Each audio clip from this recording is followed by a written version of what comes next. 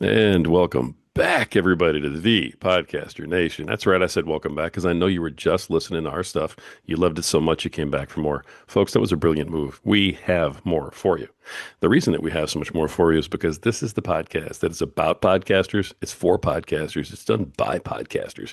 This is a place where we come together as podcasters to lift each other up. And this is the place where the rising tide raises all ships. Folks, let's get sailing. Bring in our guest today. He is the CEO and founder of Kalicube, which I can't wait to hear more about. He's the author of several books, one of which, The Fundamentals of Brand SERPs for Business. He's the host of the podcast Fastlane Founders and Legacy with Jason Barnard. And that is what the name is today. We're going to talk about that some more today, too. Please welcome to the podcast. You guessed it, Jason Barnard. Jason, how you doing, brother? A quick hello and we're good to go. Welcome to your own show, Rory Paquette. That's on me. I gave you the green light. So at any You point, if you did. need to burst into song, you go for it. Yep. Rule Jason, number one with Jason Barnard is don't give him permission to do things. too late. I think we're in trouble. All right, good deal. Jason, listen, I appreciate you coming on today. You've got just an unbelievable list of talking points. You tell everybody, who is Jason Barnard? What are you about, and what brings you here today, brother? Well, I'm a podcaster, which is why I'm here today specifically. But podcasting is just one of many things that I've done over my life. I was telling you earlier on that I left school and went to Liverpool University to study economics.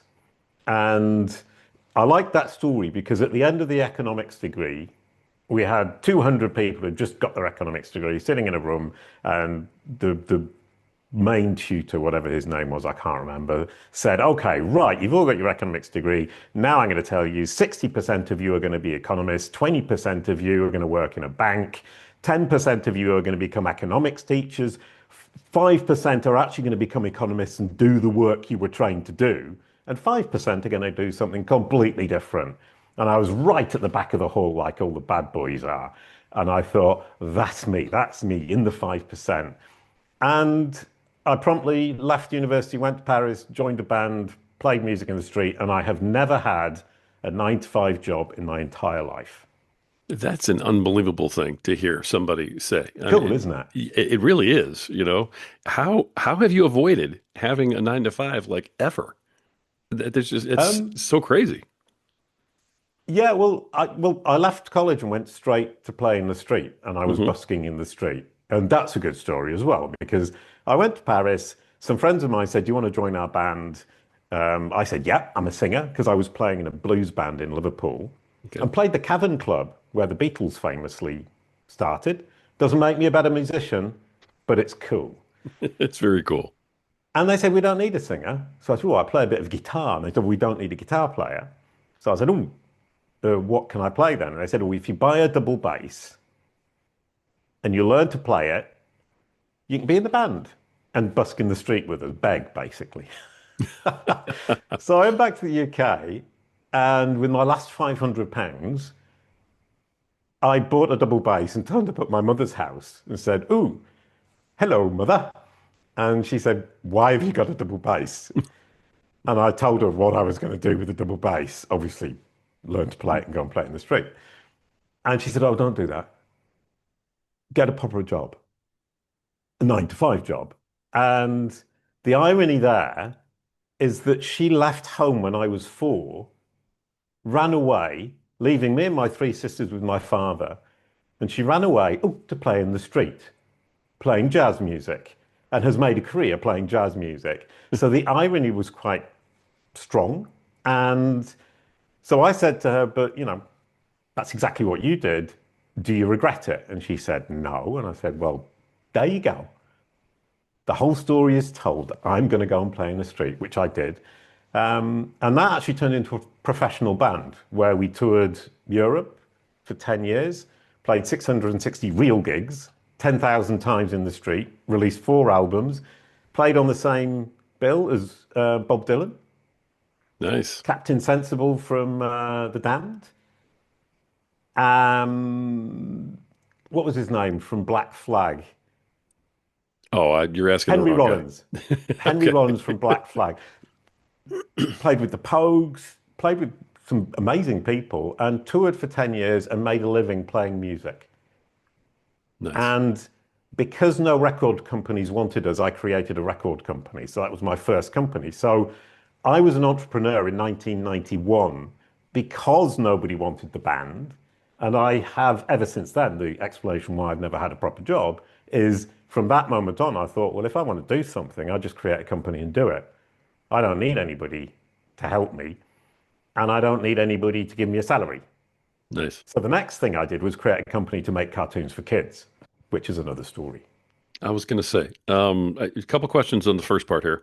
The double bass. There are some similar, tenets between that and the guitar, I would assume. Was that difficult for you to learn? Or did you pick that up quick? It's got strings in that, insofar as it's got strings, it's very Right. similar. Okay. It's got four big strings instead of six little strings. Okay. Um, I I had 30 days to learn it, and then we had a gig in a pub rather than in the street. And they basically said, "We'll use the gig in the pub as the judgment day for you as to whether or not you're allowed in the band."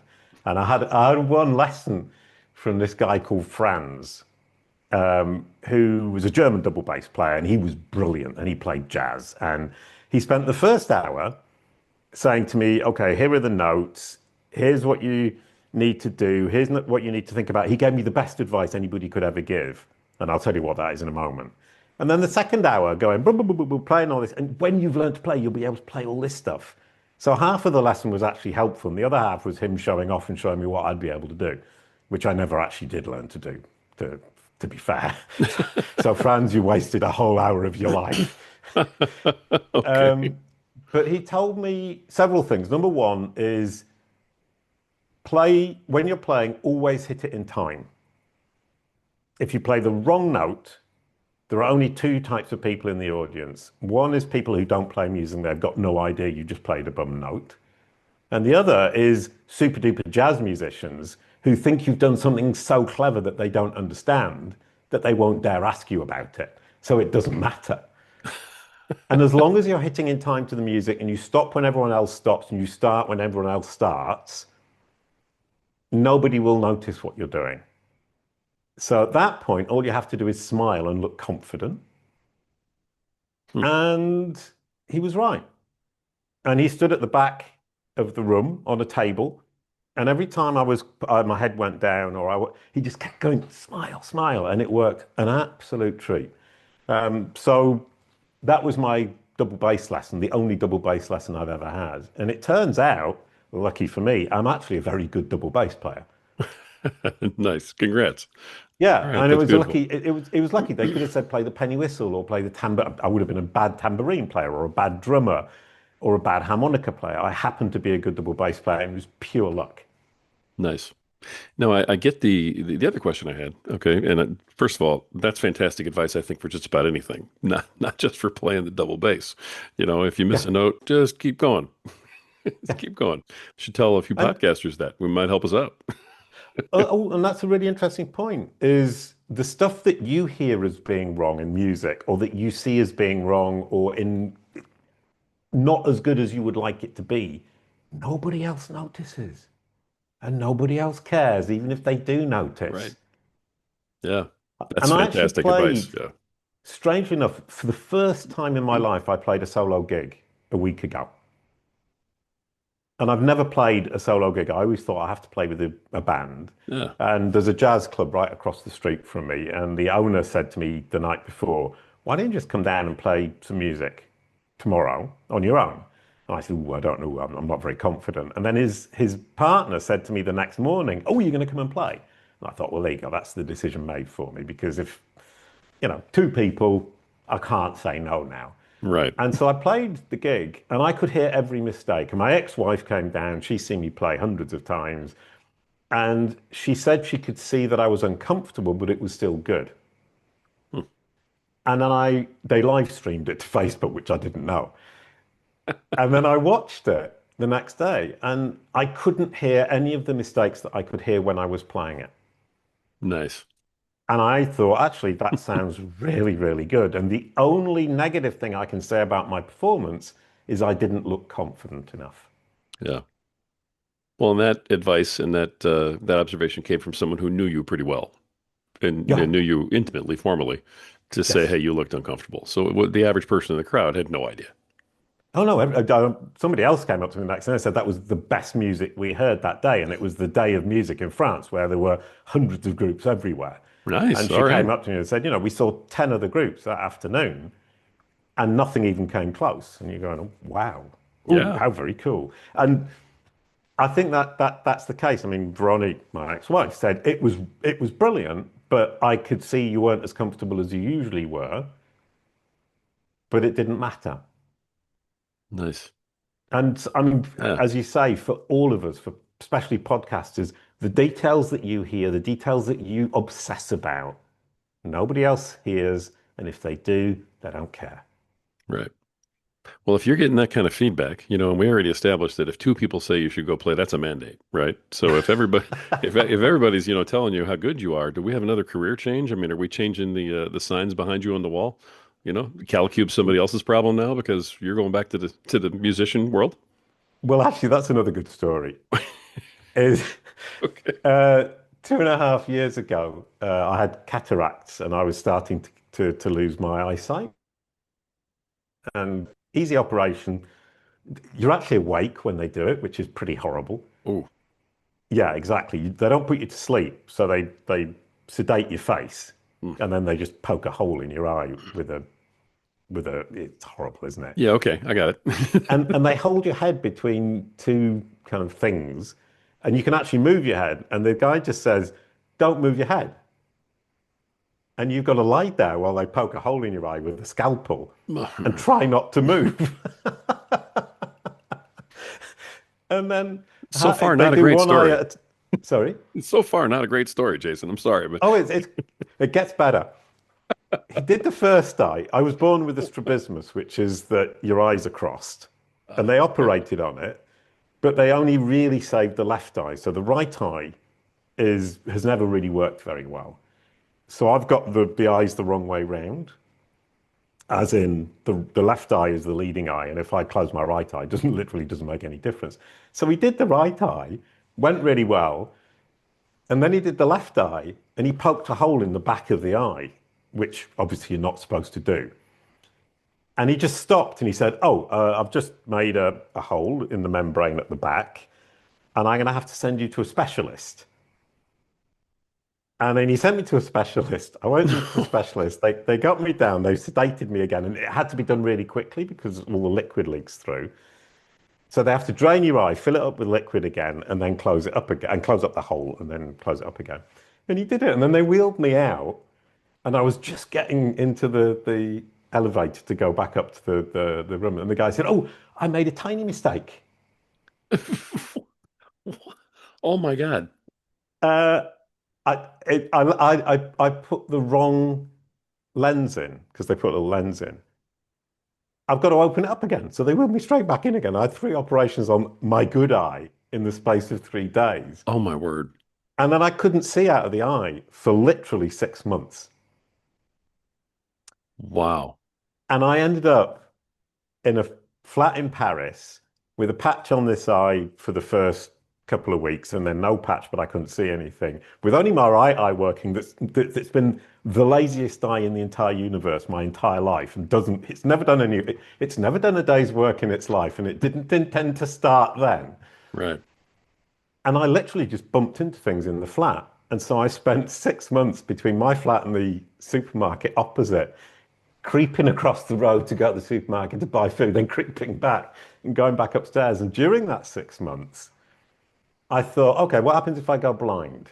Oh, blind double bass player, no problem. I've got a career. Oh So there you wow. go. How are you now? I mean, I have to ask, how are you now? It's okay. There's a black thing that keeps floating around in front of this eye, but as long as I don't pay attention to it, it's okay. But Yeah, it works fine. It turns out he did a very good job. It just took a lot of time. In the end, the doctor said the reason it took 6 months was just because you had 3 operations in very quick succession, sure. and your eye was overwhelmed, let's say, by being punched and spliced and Sure. bullied. But they actually thought they might have damaged the optic nerve, which is why they said actually it might never come back, but we don't know. Hmm. So it was 6 months of thinking I might actually be blind. So I was thinking, okay, blind double bass playing singer, I can do that.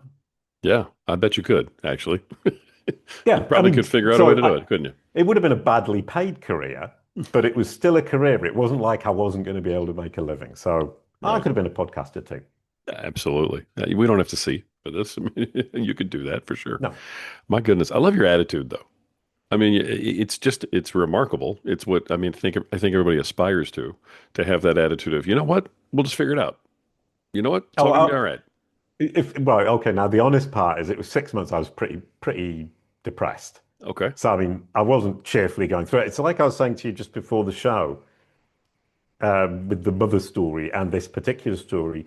It was difficult at the time, but if you then look back and you think, well, that's just if you tell it right, both to yourself and to other people, it just becomes a funny story. Right. Right. Well, I still love it. The other thing I wanted to ask you about in the first part of your story there was, okay, hey, we're looking for, I'm in the band and we're looking for a record company. Well, hey, I'm just going to start one. Yeah. Now, there's a mentality about I'm going to like leave conventional life. I'm going to go play music. I Mm. get that. I totally understand it. My daughter actually did that for a little while, Brilliant. so I've seen it up close and personal. I'm on your daughter's side. I mean, I'm not saying you weren't, but I'm really keen on saying to people, go and do what makes you happy and figure out a way to make money from it. And it Yeah, doesn't have to be a huge living. That's not the point of life, in my opinion. sure. That's how So she there you felt go. back then. So you're right. You guys were on the exact same page. Really? But it seems to be a different mentality of an entrepreneurial mindset to say, okay, I'm just going to start a business. You know what I mean? Those are Mm. almost at odds with one another. You go from not really caring whether I have a business or not because money's not everything to saying I'm going to be an entrepreneur and I'm just going to go start. Where's that come from? Yeah, but I didn't think I'm going to be an entrepreneur. I thought if I want to be a musician, I'm going to have to make it happen. And in order to make it happen, I need a legal structure.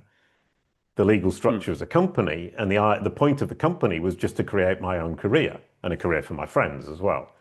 So I've always told it as I was a musician who created a company so that he could be a musician. Then I was a cartoon maker who created a company so that he could be a cartoon maker. Now, and we'll talk about that later, is the claim, frame, prove model of Kalicube of how do I make that story, those two stories, now serve my career today where I am an entrepreneur? Is that I simply turn it around, reframe it, and say, I created a record label. We signed a deal with AMI. We signed a deal with Warner Chappell, and I happen to be in the band. I Love it. created a company, an ed tech company called Up to 10. We created it in Mauritius in the Indian Ocean for reasons that we can go into later if you'd like to, next to Madagascar. I was the CEO and founder. We signed deals with Disney. We signed deals with Orange, which is a multinational telecommunications company. We signed deals with ITV in the UK, with Radio Canada. And I happen to be a songwriter and do the voiceover for five of the characters in the cartoon. And Nice. it's, Okay. if you frame it that way, you're saying I was CEO and founder and I signed these deals with these huge corporations and it was thanks to me and I made it all work. I'm an entrepreneur who works with major corporations. That helps me today in Kalicube as an entrepreneur, expert in personal brand management and corporate brand management in the digital space in a world of AI assistive engines like ChatGPT, Google AI Mode, Perplexity. It serves me today if I frame it differently to the way I've always framed it. Nice. So the way you framed it before was more, it's a means to an end. And the end was Yes. what you wanted, your happiness and what you wanted to go do. Nice. All right, I get it now. Yeah, I I understand. like it. It was a means to an end because that's exactly how I approached it. But then, as you say, I was an entrepreneur. It's just I didn't think of it that way. Right.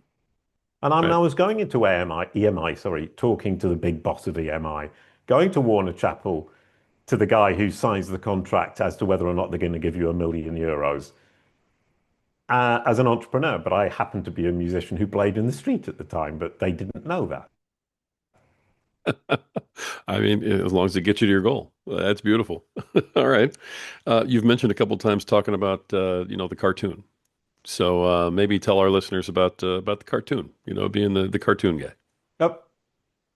Well, we used to play punk folk music in the band, the Barking Dogs. That was what I played double bass for. It was punk folk, so it's like folk music played like punk style. So if you took Bob Dylan and you played it like a punk, that's what we were doing. Interesting. I saw that in your bio, but I honestly, I mean, I'm an Italian kid from the East Coast who moved to the Midwest, so maybe I'm a little sheltered. But to me, punk and folk Yeah. have always not only been totally different, but on opposite ends. So how do you blend that? Right. Well, if you want to see what it looks like, search for the Barking Dogs, the Ace of Spades, All right. and you'll see folk instruments played punk style, and if I may say, it really rocks. I mean, it sounds like I'm saying, "Oh, aren't I wonderful?" And I'm not. I'm saying there were four of us. The guy was the best drummer I've ever heard in my life. The singer was completely mad, but incredible singer. One of these people like Sting or Bob Dylan, where as soon as you hear the first word out of their mouth, you know it's them. And then this guy who played the mandolin and the violin, who, if you look up the Barking Dogs Basta, Basta, there's a live video of him playing the mandolin behind his head, and the riff he's playing is literally and he's playing it behind his head. The guy was phenomenal, and my role was to play the double bass and make the connection between the guy playing the mandolin and the singer and the drummer. And the drummer once said to me, "You're the best bass player I've ever played with." I was going, "You must be thinking of somebody else, mate. All I do is hit the thing in time because that's what Franz told me to do." And he said, "No, because whatever I do, I can always go off and do all my stuff and do these really complicated things. You're always there when I come back. You're so reliable." And actually, that's what the bass is. The bass is there to make the joint between the drums and the front line and always be the anchor for everybody. Wow. Okay. So anyway, there you Gotcha. go. So I was the anchor. All right. Um, but we used to sit in the van and you had like, we did 100,000 kilometers a year. So that's, I don't know, how long, 1,000 hours in sitting in a van, bored? Probably more actually, because you're not driving 100 kilometers an hour the whole time. So let's say 1,500 hours a year sitting in a van with people you don't even necessarily like or get on with, trying to entertain yourselves with a horrible hangover from the night before. And one recurring conversation was, "What is your nightmare gig?" And everybody in the band said, "Playing in front of a room full of kids." Really? Yeah, playing in front of a room full, if you're punk folk, playing in front of a room full of kids is your nightmare. Okay. And I was secretly sitting there going, "Oh, actually, I'd quite like to do children's music." But I didn't say anything because obviously I don't want to get in trouble. So when the band stopped, everybody left the band except me. And I was standing there on my own thinking, "Well, what do I do now?" And I thought, well, I'll write some songs for children. So I wrote some songs for children. My ex-wife had a great job that paid the bills, and she was incredibly generous and said, "You can stay at home and look after our daughter who'd just been born. You stay at home, Dad. I'll go out and do the work and make the money. And while you're looking after our daughter, make a children's album. Off you go, knock yourself out, mate."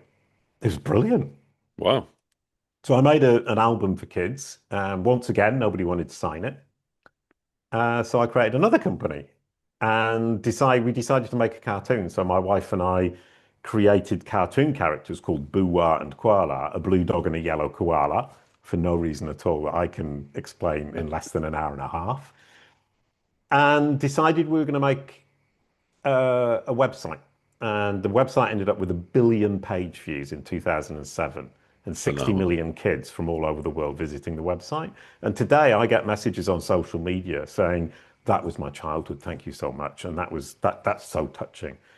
And I even did a video. I did a video about the 5 C's of content marketing or something really boring. to do with digital marketing. And somebody wrote under it, "Did you know you sound like Boo-Wah the Blue Dog?" To which I replied, "That's because I am Boo-Wah the Blue Dog." But the voice is Wow. very recognizable. Yeah. No, I would imagine. Yeah. And it Okay. was a huge success and it was a huge amount of fun.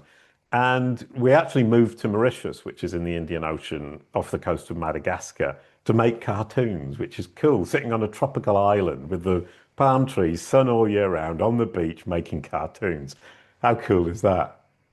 It's very cool. What made you want to move to a almost deserted island to make your cartoons? Just a creative space, or No, much more pragmatic and boring than that. My okay. daughter, we were living in Paris. My daughter kept getting ill from the pollution. Oh, And my wife was ill as well, and she had to give up her job. So I looked at it and thought, I need to make money from this kids thing that we've created with Veronique. And so we signed a deal with a business partner that turned out really badly. He was a oh, horrible human being, but sorry. it got us the money to move to Mauritius, where my daughter had the happiest, delightest, full, most perfect childhood you could possibly imagine. Running around in the sun all day long with lovely people. They're such sweet people in Mauritius, in the sunshine. Uh, it's a very naive country, so she had a really good childhood and a real childhood till 15, where there wasn't that kind of social pressure that a lot of kids get. And my wife completely cured. And other than the business partner who turned out to be horrible, couldn't have been better. Nice. How long were you guys there? It sounds like a while. 13 years. My goodness. Yeah. Okay. I mean, you just don't hear these stories from people. No, well, So, I mean, you've definitely, I mean, you're not even done. I mean, you're not even close. You're no. already Oh, no. all these things checking these boxes. I'll tell you another lovely story. When we got there, we moved into a house just near the beach, and the post office was behind, and there was a cemetery, and then the beach. And we asked the children who visited the website, send in your drawings of Buwan Kuala, and we had a gallery.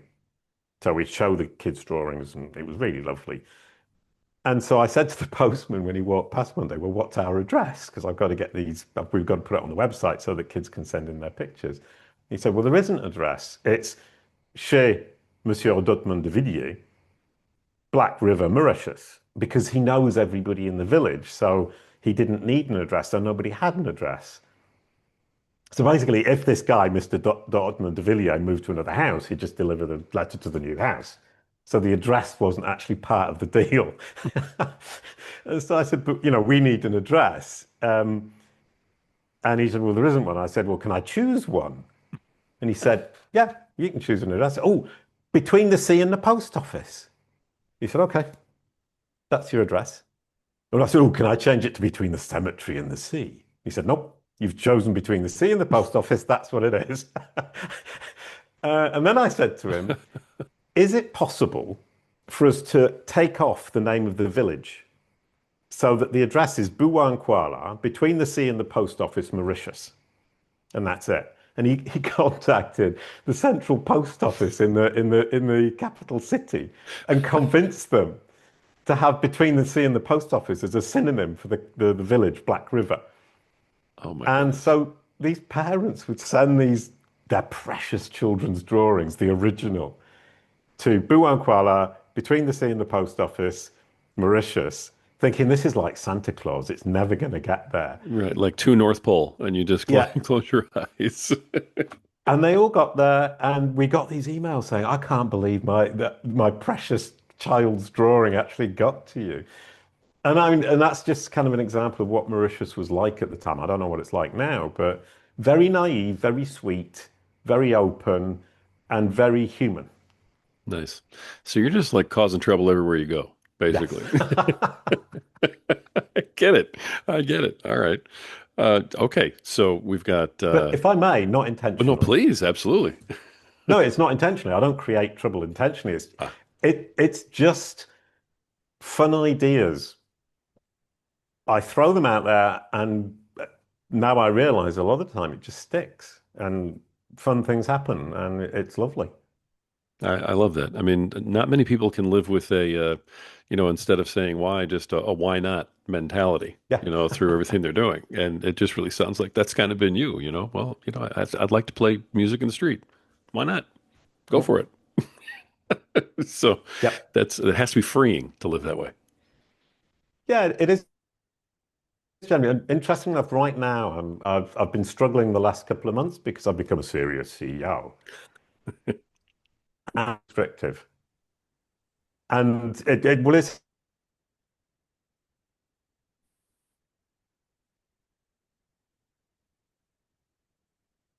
Yep, lost you there for a minute. I hope it's recorded, but I've been pondering the last kind of 3 months why I'm not feeling comfortable right now. I live in the south of France. It's sunny. I've got lots of friends. I play music in the jazz club opposite. There's a boulangerie downstairs where I get fresh bread every day. There's a vegetable shop next door where I can buy fresh vegetables to make my dinner every day. There are amazing restaurants around the corner. Um, I, I play music. I've got a band. I play with people I love. I live right around the corner from my ex-wife, who's one of my best friends. Wow. Um, why don't I feel comfortable and happy? And it's because I've had to turn myself into a CEO because I have a team of 15 people who depend on me being a proper CEO and actually not playing it by ear and making it up as I go along. And so it's been oh, sorry, I'm now, it's like talking to my psychologist. I've spent a year moving my head to a place where I can really truly delegate to the leadership of 5 people and say to them, that's your baby to look after, your Kalicube baby. It's Mhm. up to you to look after it. I'm the boss, but I don't have the responsibility of doing your job. You have that responsibility. And now they're saying to me, can you stop getting involved and let me get on with my work, which is brilliant. And um, I think, honestly, the last couple of weeks, I've really felt now I'm delegating, truly delegating, not just thinking I'm delegating. They're truly stepping up to the plate. Congratulations to Team Kalicube. You're amazing. 15 wonderful people who I treasure in, as and as people. I can't think of anybody in the group that I don't actually like, which is lovely. Because obviously, when you work with somebody, you don't have to like them. They just have to do a good job. And if they're doing a good job and you like them, wow, that's a cool bonus. Right. Um, so yeah, now I can be a CEO, but then I can also just be playing music with my friends across the street and hanging out with my ex-wife. I took some friends. A friend who runs a restaurant next door has her kids on Wednesday afternoon, but she needs to keep a restaurant open. So me and my ex-wife took her kids to the cinema around the corner, which is an amazing cinema. We're in a village, 5,000 people shouldn't have a cinema, and it's got huge screens, an amazing sound system, really comfy chairs. It's completely nuts. And the reason is because it was quite I don't know, low quality cinema, let's say. And there was a huge flood, and the insurance money came in, and they decided to just properly spend the insurance money to make the cinema really good. They were really Wow. well insured. And the people who run it, luckily, just think, well, we don't want to make a fortune. We're just happy running a wonderful cinema in a tiny town. So we have a very unreasonable cinema in this tiny town in the south of France, and one of the most prestigious jazz clubs in the south of France, right across the road, run by friends of mine, completely by luck. Nice. I mean, it sounds like you've really built your dream life other than the fact that you have to go to work at your company. I don't go to work. I stay at home and work. There you go. So that's exactly what it was. All right. And it's funny because early on we talked about that difference, that viewpoint of means to an end and how you're not really looking at yourself like an entrepreneur. That's where entrepreneurs can't let go because the business is the baby. It's their baby. It's the reason they started it. And with you, if it's a means to an end, then you can, I would imagine it's easier to delegate because there's not that emotional attachment to your business. Yeah. Now, interesting question because with the cartoon company, I've got to say ed tech company. Please put that in the show notes. That would Okay. help me greatly. Up Ed to tech. 10, ed tech company founded by Jason Barnard, signed deals with Orange, ITV Studios, and Disney. Makes Okay. me look like a really serious entrepreneur. And now I can tell you that when I exited the business in very negative circumstances, it felt like my business partner had taken away my soul. Hmm. Not because of the company, because of the blue dog.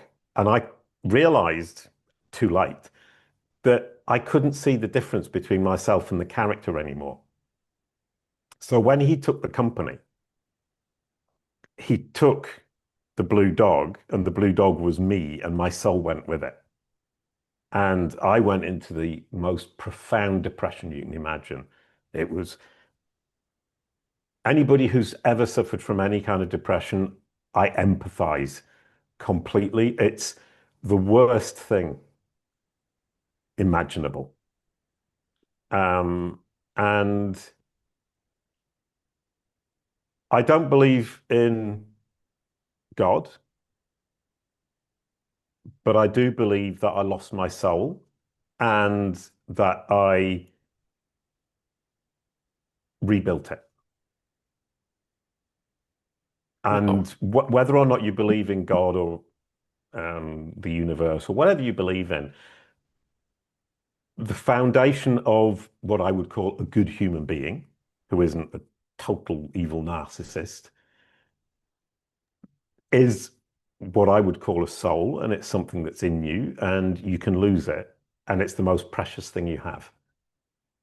Over and above even health, people say health, money, none of that matters. Your soul is what matters, and you have to keep it, and you have to protect it, and you have to nurture it. And that's the big lesson I learned there is it's something you've got to be, in my opinion, be aware of.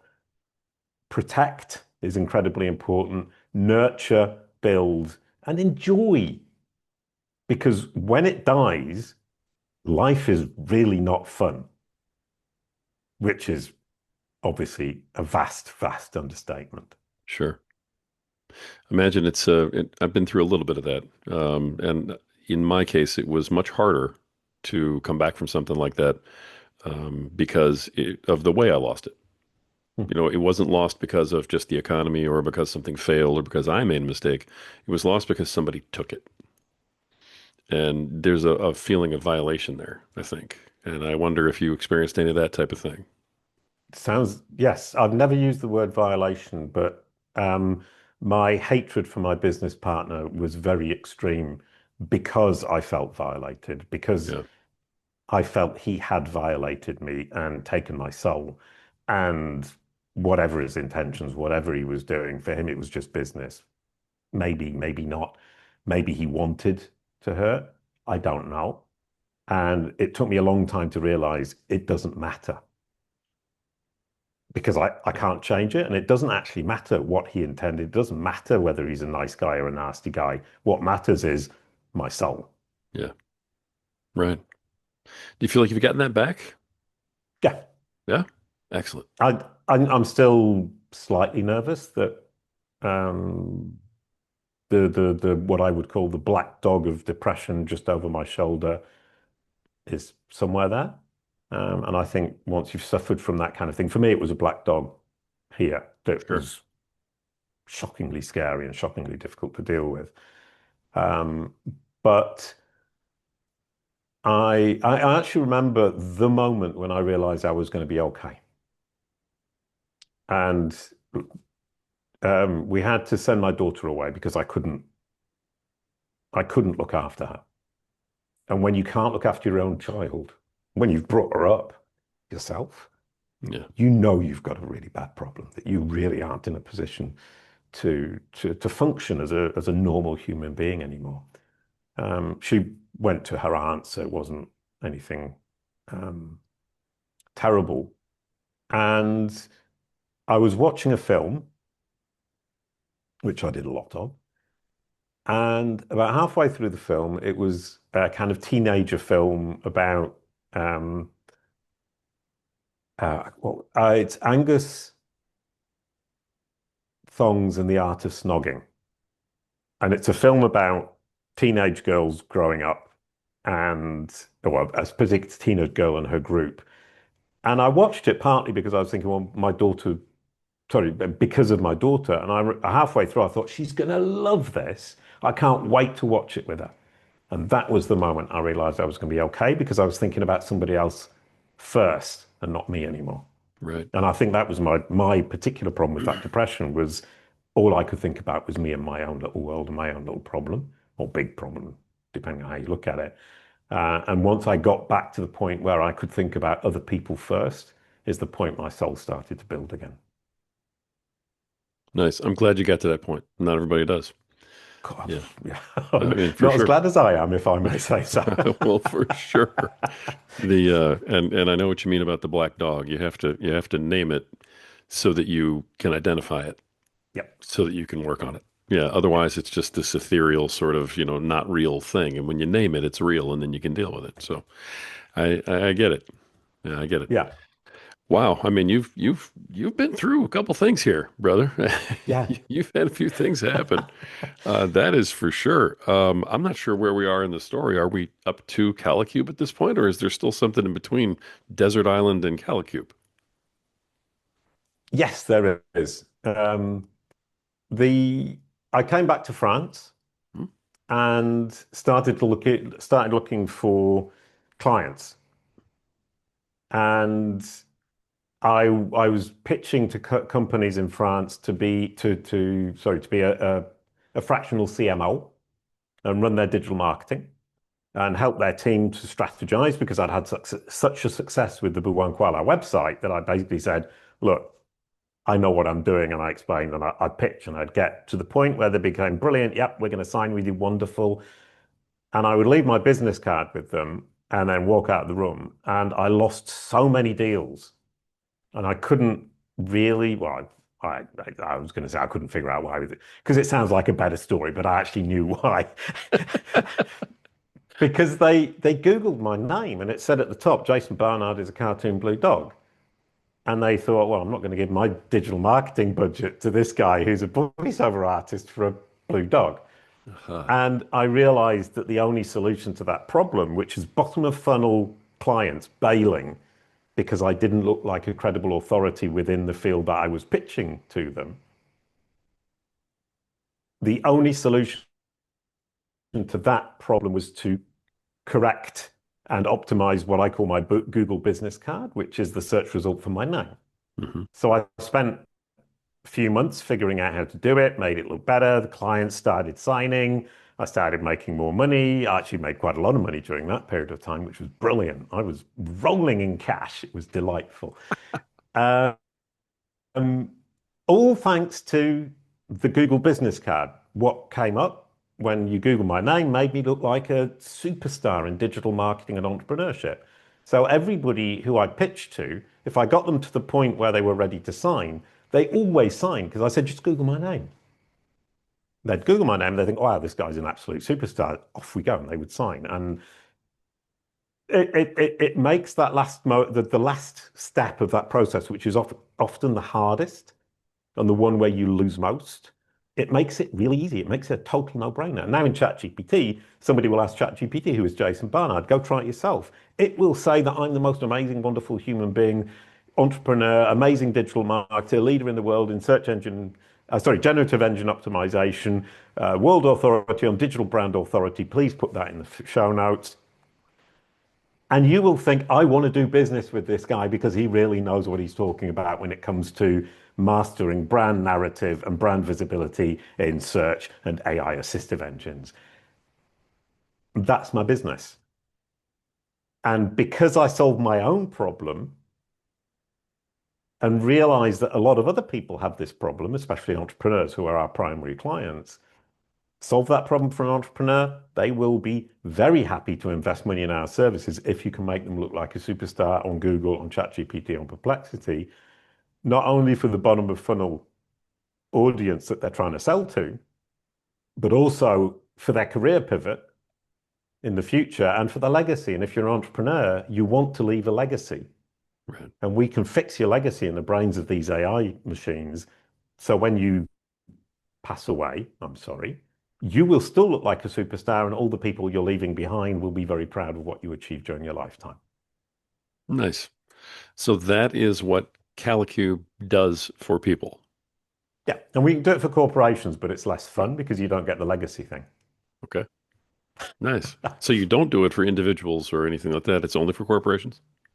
No, no, no. We only do it for individuals. Oh, it's the other way. Okay. Yeah. Gotcha. And we focus on entrepreneurs who actually make money from their personal brand because we've realized that, an author or an actor doesn't see the return on investment of doing this, whereas an entrepreneur does, especially in the B2B space. So we've nailed down exactly who can benefit from it. But just to reassure you about my soul, which I have built back, if you go to kalicube.com, kalicube.com/guides, we give it all away for free. You've got a download that explains exactly what our process is, exactly how this works, exactly what you need to do. And we make our money by serving time poor, cash rich entrepreneurs who want it done properly, quickly, effectively, and want the weight taken off their shoulders. Hmm. Easy. All right. So you're providing a service. That makes a lot of sense. Okay, I got you. Yeah. All So right. our service is premium, but we give it away for free. And one of the things that I find important is with the Barking Dogs, the first group, we are entertaining people. Our job was to have a party, enjoy ourselves, and make everybody forget the world outside. That's a great job to have. Yeah. Then it was Boo and Koala, cartoon for kids, and it was games and cartoons. So I made games online. So it was like a CD-ROM online with animations, games, and songs. And then we made a TV series. And there it was about educating preschool children through fun and games and color and animation and teaching them about the world. And Boo was kind of this wise big blue dog, and the yellow koala was like the child who was scared of the world, didn't really understand it. And Boo was guiding Koala through the world and helping Koala deal with a world that she was scared of and didn't fully understand. And somewhere along the line, Kalicube is Boo helping people with AI that's scary and worrying and big, and the digital world is scary and big, and they don't understand how it works. And with Kalicube, the Kalicube process is what we call the actual framework that we use, is a really simple framework that makes it feel simpler, less scary, and achievable. And it gives you control, and having control over your brand narrative and how these machines understand you is, in my opinion, an existential problem that most people haven't thought about yet.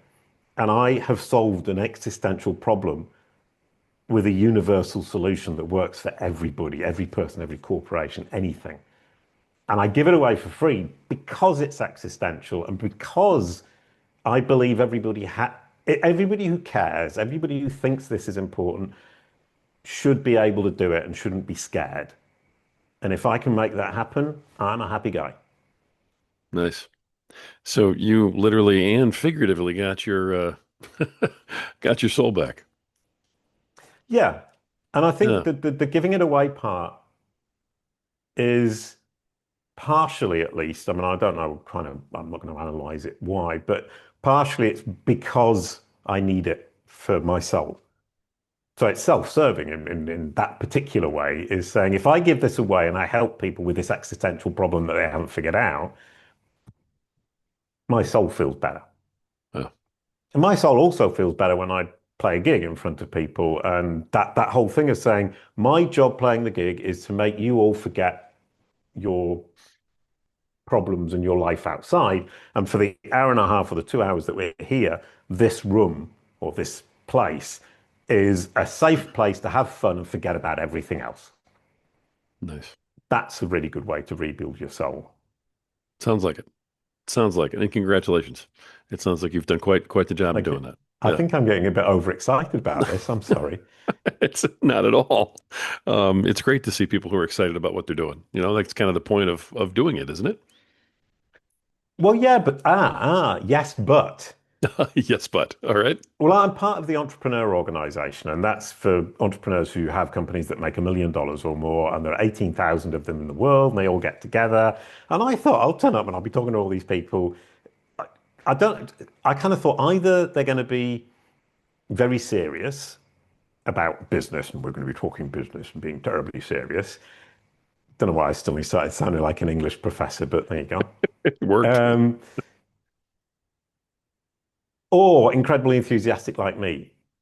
And that's more or less true, but the serious side isn't necessarily true. But I'm surprised at how many people say, well, I do it, but it's just to make money because I saw a gap in the market. And how few people say, I do it because it's a lot of fun and I really enjoy it. Um, so, yeah, a little bit of a lesson there is, oh, when my business partner, who I don't like, said to me, I make cartoons, but if I was selling zucchini, it'd be all the same to me. Honestly, when he said that to me, and it was before I signed the deal with him, I should have run a million miles, but I didn't. Yeah. Yeah, that sounds like a pretty big red flag with the way you believed in your project. Yeah, for sure. Big Hindsight's 2020 mistake, though. Jason. Hindsight's 2020, Jason. You know, Yeah, we yeah, can't do yep. that to ourselves. No, I can't beat myself up with a, I was going to say with a stick, but I'll say with a zucchini. Yeah. Oh, it's more, there you go. A little more apropos. All right, I got you. That's perfect. All right. I love it. I love the story and I understand Calicube a whole lot better, which is great. So thank you for that too.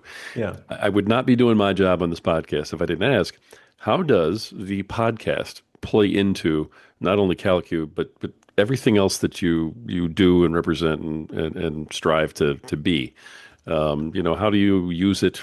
How does it function? What's the purpose of that? Oh, oh, the podcast has had so many roles. It's actually, we were talking earlier on about renaming the podcast instead of creating a new one. Right. And the first time I did it, I was really doubtful. And a friend of mine, David Bain, convinced me.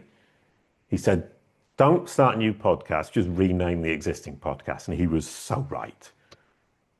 And thank you, David, if you're listening, which you probably aren't. He's a great guy, by the way. David Bain, if you don't know him, wonderful guy. And if you do know him, wonderful guy as well. So I started the podcast because I asked my accountant when I was rolling in cash. I was independent. Well, Kalicube was just me. And I was making a lot of money serving the clientele I've just described to you. And I thought, oh, I'm going to become a digital nomad and go off around the world and pay for it with the company and go to all these conferences and just go to conferences and have fun. And I asked my accountant, can I just go to loads of conferences and pay with it with the company? And she said, if you bring a client back from every conference, yes.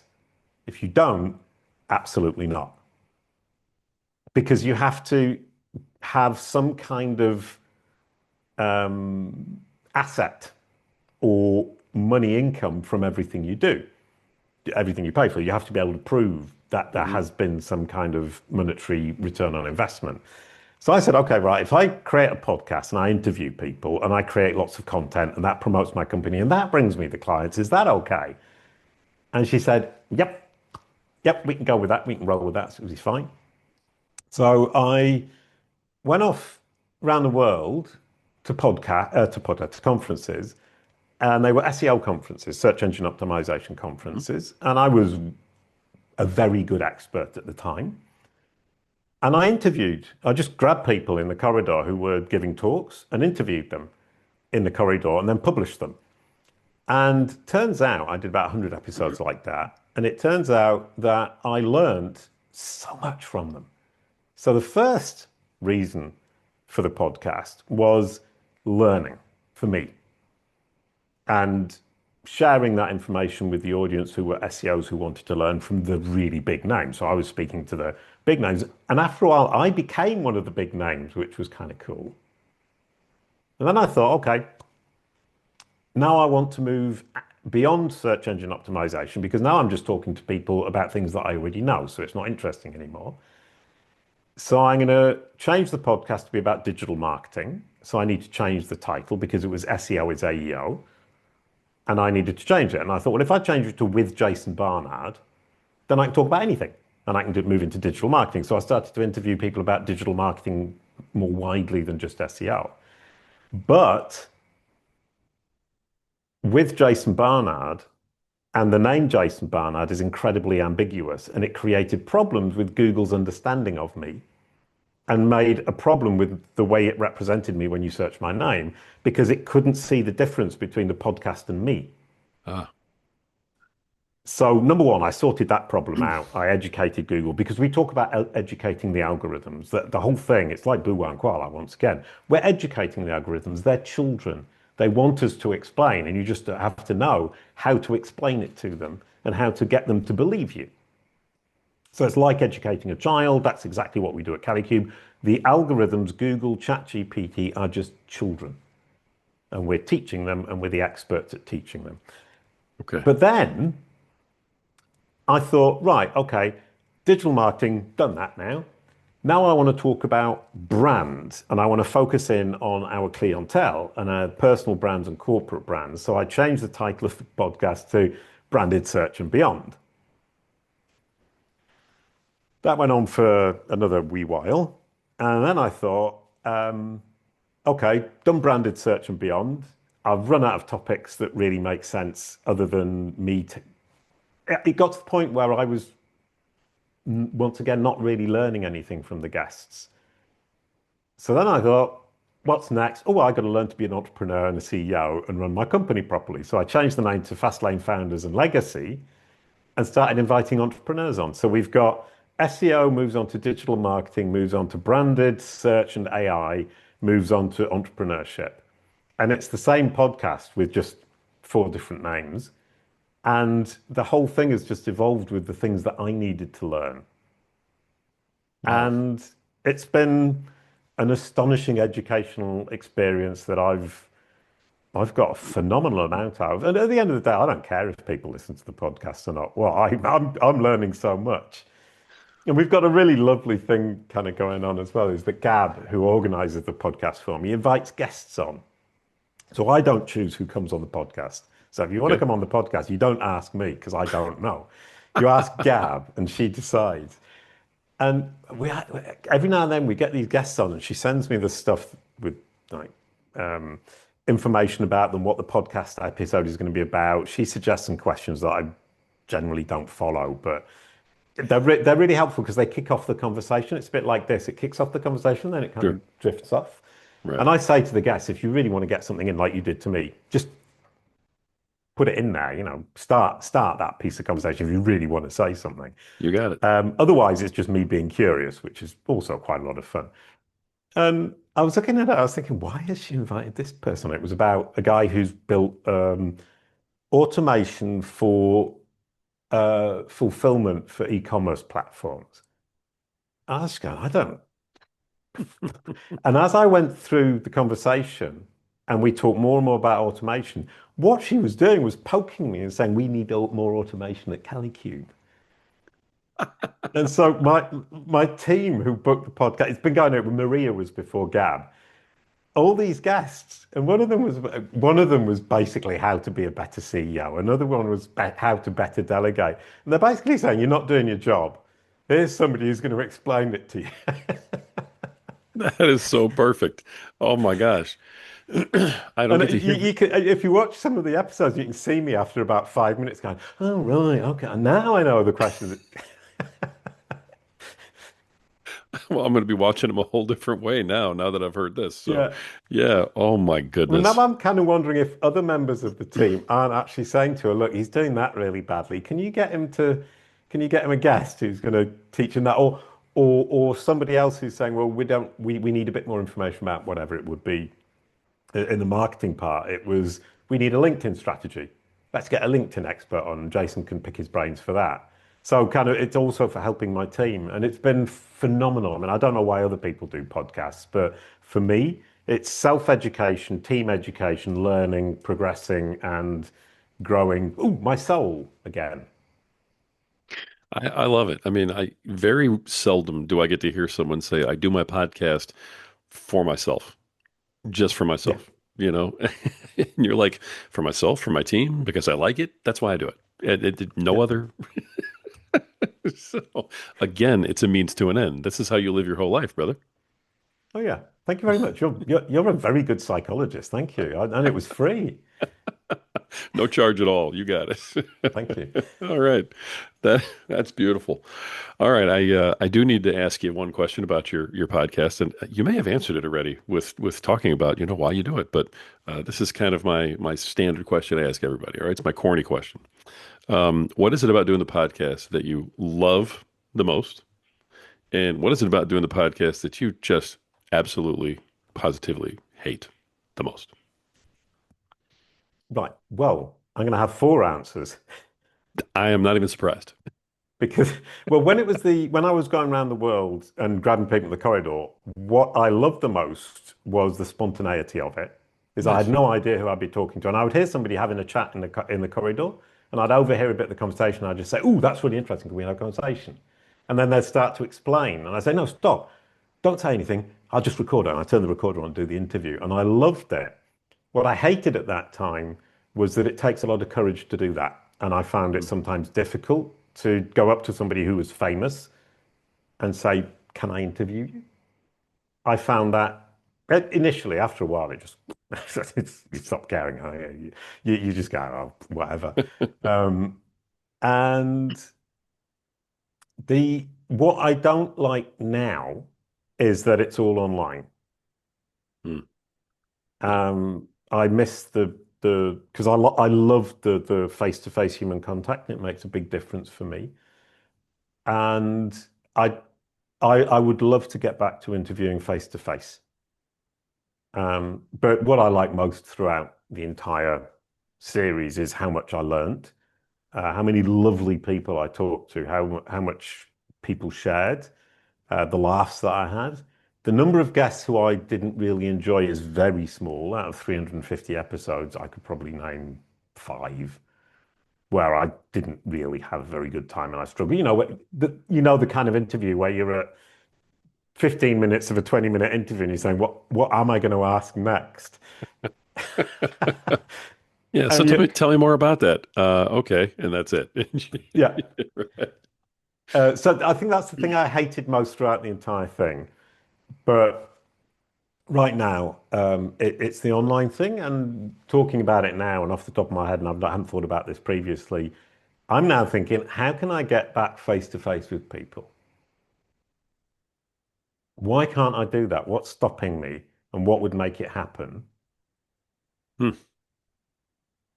And I could Interesting. actually go back to the origins and just go to entrepreneur organization meetups and events, grab people in the corridor, which sounds terrible, but um, and do an interview and go back to the origins of it. That might be quite fun, actually. Well, thank you very much. That was a You great could. idea, Rory.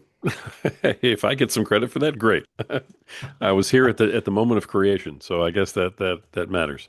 No, that was beautiful. I'd love to see you do that.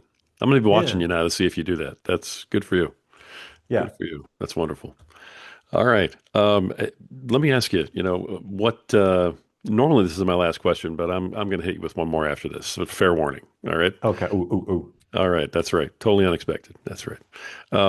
What you've been doing the podcast for a while. And so for the podcasters who are listening to this, what's your best piece of advice for podcasters who are not quite where you are in podcasting? Yeah, 6.5 years I've been doing it, and consistency is absolutely key. And with the Buanquala website, we ended up with 1 billion page views and 60 million visits in 2007 in 1 year. Man. And we started obviously with one visitor in 1998. So that was what, 9 years? And the one thing that we did was publish new games, songs, and animations on the first day of every month for 9 years. And the kids and their parents and the schools and all the people using the website knew that on the first day of the month, there would be new games. And I often had to stay up all night to get it done because I was the last chain in the production line, the one who actually finished the games off and built the games and put them online. So pretty much once a month for 10 years, 9 years, I didn't sleep on the last day of the month through to the first day of the next month. And that's dedication. And I think kind of that's the thing is I felt such responsibility to the 60 million kids that I couldn't not do it. And I couldn't do it on the second because I felt that responsibility. And they're preschool kids, so they don't understand, oh, this guy was a bit tired, so it's a day late. That doesn't work for small children. And with the podcast, that consistency pays off as well. And it actually pays off in two ways. Number one is your audience, your human audience who listen in, who expect it. And if you get that consistency, you will build up the audience, unless you change the podcast like I did every couple of years. Our audience keeps going like this because we keep changing content. But also, if you remember, Google and AI, ChatGPT, Perplexity are children. They expect your podcast every week and they will come and look for it every week if you're consistent over a period of time longer than a year. They learn that there will be a podcast on my website every Tuesday. Every Tuesday there's a podcast. They love it, they digest it, and they promote it for me at no cost. Nice. That's great. I mean, that's a big, big, big piece of advice for podcasters. I mean, you took it a step further than we usually do. People have talked about consistency before. No one's ever tied it to, Google and AI and stuff like that. So, I hope that gives folks a reason to, dig in and be consistent even when they don't want to be. Yeah. Yeah. And I think that's it is your human audience can potentially understand why you might have skipped a week. A child doesn't. And Google and ChatGPT and Perplexity and Microsoft Copilot, they're all children and you're educating them and they want that piece of content every week and you owe it to them. That sounds horrible. I love it though. It's a great way to look at it. It really is. Especially if you're a parent, you get that automatically. You're like, oh, okay, got it. I understand. That's beautiful. All right, I got to hit you with one more. As we kind of wrap things up, and I cannot thank you enough for your time and everything you've shared today. I want to make sure that we got everything we can get from you because you're an incredible resource. So I'm going to Thank go you. back to the well one more time here, and I'm going to say, is there anything that I didn't ask you? Is there anything that maybe we talked about, but you want to double down on a little bit, or do you maybe just have a leave behind or a nugget for somebody who's listening that we haven't covered yet? So I'm gonna give you the floor for a minute or two. I'm gonna let you Yeah. kind of go wherever you need to go, but one more thing for everybody out there. Well, I think kind of it's not a nice way to end, but it's certainly an important way to end, is we don't know where AI is going, and it's a bit scary.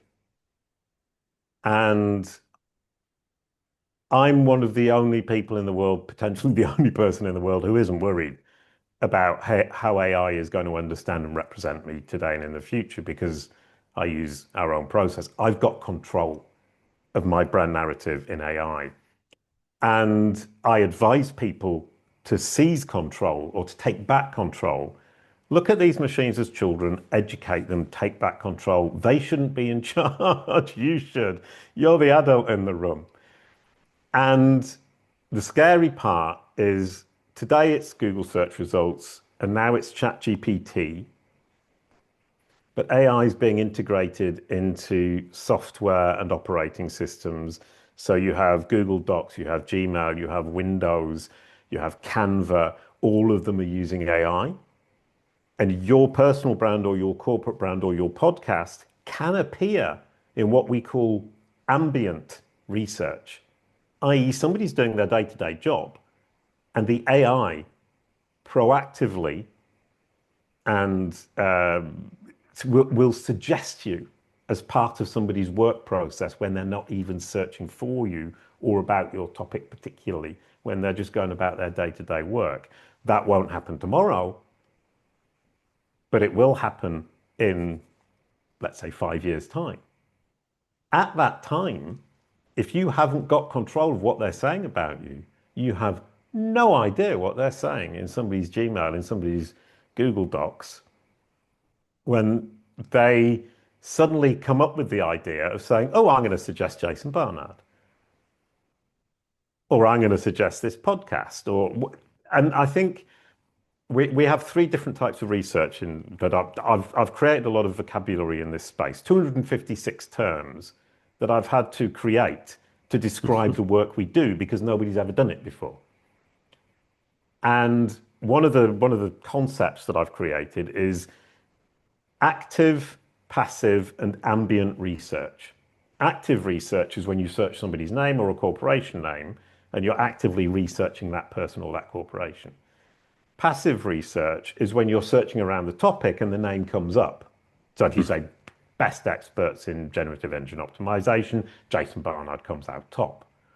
Or you're searching around personal brand in search and AI, Jason Barnard gets mentioned by the machine. The machine introduces you to the conversation when you're having a conversation about the topic that you are specialized in. And the third is this ambient. So that's where we're at now. So we've got explicit and implicit research. And we're moving, and most people haven't even understood implicit research. So just explaining explicit research is already kind of my task of today. Implicit research, start thinking about it. And ambient research is the one that I'm currently really interested in. And that's what my team tell me. Jason, your job is to think 5 years ahead, to live 5 years in the future. And they're right. And I'm thinking about ambient research. How's that going to work? What's going to happen? And how do we take control when people are using AI in the software, the operating systems like Windows that they use every day in their work, to the point at which potentially we may no longer even go to ChatGPT or to Google to research. We'll do it straight from Google Docs. Ooh. Be afraid, be very afraid. My goodness. I knew you had more in you. I had no idea where we were going, but I knew you had more in you, brother. Oh my gosh. All right. Jason Barnard. Jason, thank you so much for coming on the program, sharing everything you have, being personal and it's really an overused word, but authentic. Thank you, yeah. If there's a word that fits somebody like you, brother, it's that because I mean, there's you really brought it today, and I can't thank you enough. Great episode, and Yeah. I'm very appreciative. Thank you for coming on today. Yeah, I was going to say thank you for the questions because great questions elicit great answers. And that last one, when you started asking it, I was thinking, I've got no idea. I've got nothing else to say. He's got it all out of me. But you asked the question sufficiently slowly for me to have a good think. So I thank you. I love that. I did that on purpose. Thank you so much. To have a little of the craft recognized. Thank you so much for Yeah, that. All right. absolutely. I love it. I was I'm not thinking even he's surprised. asking this really slowly. Thank you. That's awesome. Thank you so much, Jason, for being on the program, man. A quick goodbye to end the show. Thank you for having me, Rory. I love that. I just love it. Folks, this has been another great episode of the Podcaster Nation. It's the podcast that's about podcasters. It's for podcasters and it's done by podcasters. And I think we showed again today that this is the place where the rising tide truly raises all ships. So keep sailing.